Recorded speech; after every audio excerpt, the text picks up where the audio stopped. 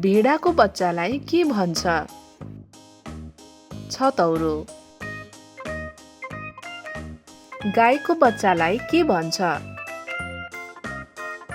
बाछा, बाछी। बाख्राको बच्चालाई के भन्छ? पाठा, पाठी। घोडाको बच्चालाई के भन्छ? बछेडा, बछेडी। सुँगुरको बच्चालाई के भन्छ? बुचा, भानु। कुखुराको बच्चालाई के भन्छ? चल्ला। उटको बच्चालाई के भन्छ? उल्लु। हाँसको बच्चालाई के भन्छन्? टिउरो। कुकुरको बच्चालाई के भन्छ?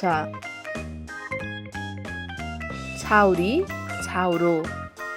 भैँसीको बच्चालाई के भन्छ? पाडा, पाडी। Hi kids, hope you like the video. Subscribe for more videos. Thank you. Bye bye.